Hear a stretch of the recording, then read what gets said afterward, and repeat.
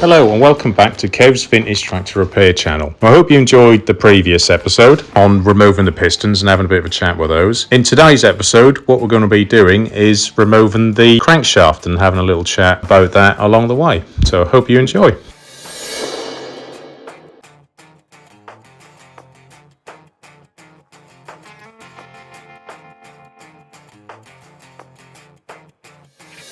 Hello and welcome back to Kev's Vintage Tractor Repair channel. If you remember from the previous episode, what we were doing was removing the pistons. In today's video, what we're going to be doing is removing the crankshaft from this Ferguson 23C engine. As you can see, I've got a puller all set up. I thought it'd be easy just to get it set up rather than fiddle around with it. So what we've got to do here, we've got to remove the bottom crank sprocket. These ones are quite nice. They're not held on that bad. A good puller, and it will just bring it off. We're nearly there. So what I'll do, I'll just take it off.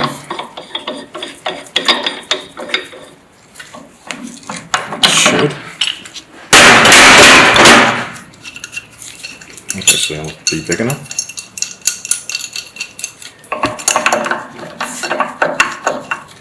And then what I'll do, just take the crank out.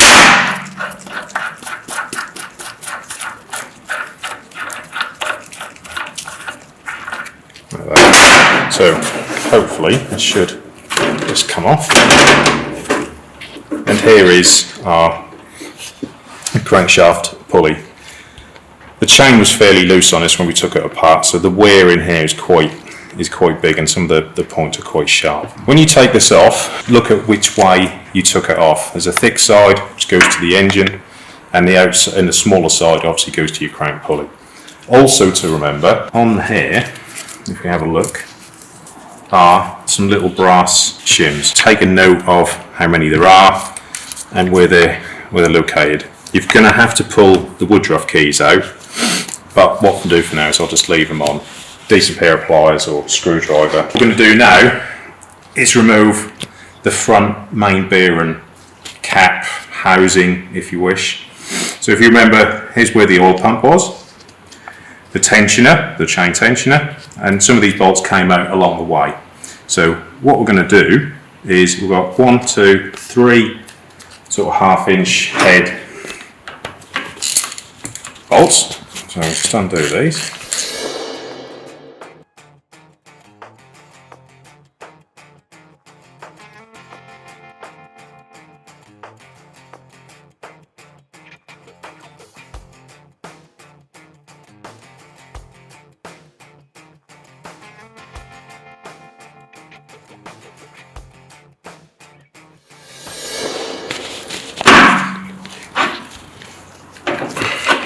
It's a bit awkward to come out, and out it comes. And I don't know if we can see the white metal of the bearing and then down to the copper colour, so you can tell this bearing is sort of quite well worn. Also there's a few big schools in there of dirt and rubbish. Our oil pump was at the front, and this is our oil pickup tube, and that's where in our sump where the strainer basket goes onto there. All that holds this on is a 15/16 head. On that end. It's a bit awkward when I say lean over so you can see. And out that comes. We took the front number 3 main bearing cap off. Now we need to do number 2, which is this long bolt in here. So that size is 7/16, or 7/8, sorry.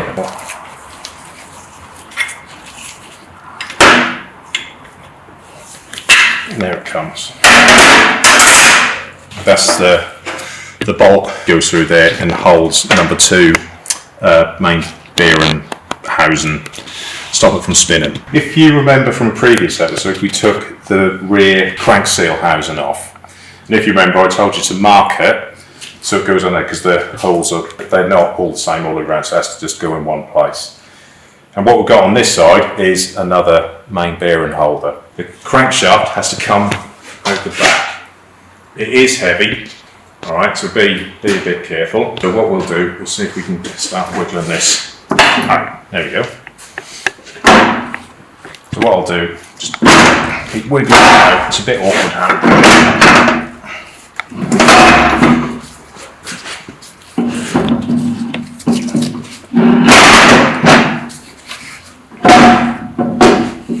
Just got to keep twisting around it. Right place for it to come out.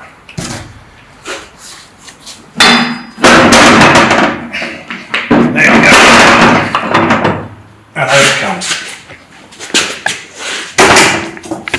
There. So here is our crankshaft. I know I did sort of show you a few things on the journals for the pistons. I'd say they're quite scored. Yeah, this, you might be able to save this crank, might be a grind, take it down a few thou, and then we might be able to use it again. But what we'll do, we'll just keep pulling it apart and see where we go. Here's the front cap, which goes on there. That's how it actually sits when it's actually inside the engine. Now, what we want to do is take these apart. Now in here, there are some Allen key heads, 15/16. This is one I made, got an old socket, welded that on there. And that goes in there.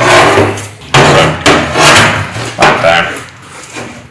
Yeah, tight.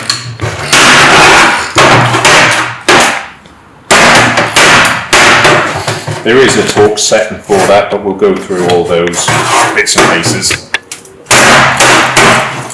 when we start putting it together. You can imagine we've got years and years worth of muck in here. Just remember, when I've done this, is when you take these out, there is a sprung washer on the end. Okay? So just make sure you get those out. You must probably find them when you're cleaning, but just try and sort of keep everything together again so we know where it all is. There we go. So we've got little locators on there as well, so obviously we know they're going to go back in the same place. So we'll pull one of these shells out. Just have a quick look. These are really thin. You see it's like an oily, it just, had it. There's no real marks on these. I'm pretty sure they'll be the originals, or along those lines they'll be a standard size. That's pretty much what we've got there. So I'll just drop this in the parts washer. To number 2. We've got 2 down there, hence why this is a bit long. I'll just get that on. Let's see if I can undo it. That one, oh, bloody tight. Do these 2 and then covered in oil. There we go, that's another one. Let's see what we get with this.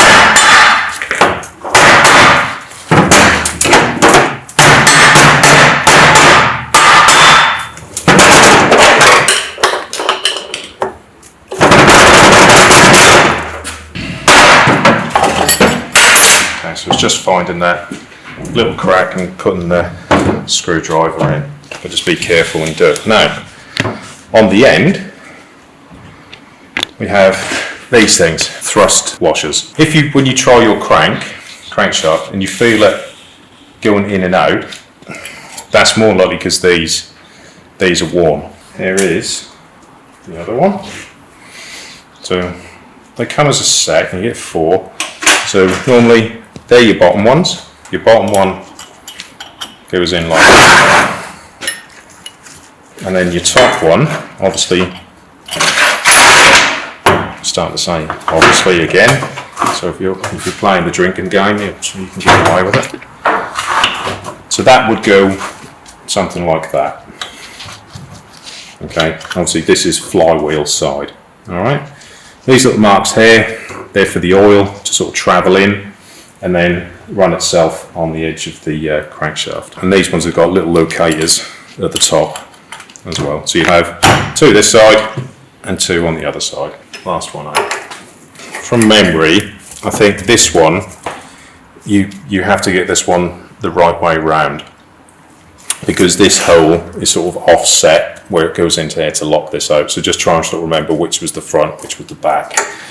Same thing again, take a picture or just put a little mark on it so you know that's the front. So that's the one. Where that goes in there, that then locates into that.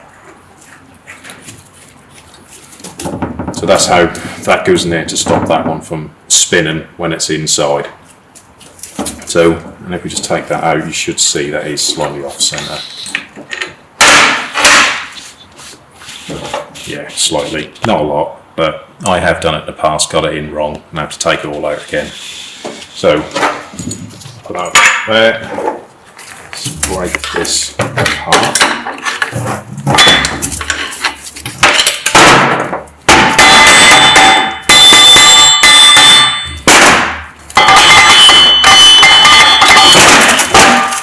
And off we go.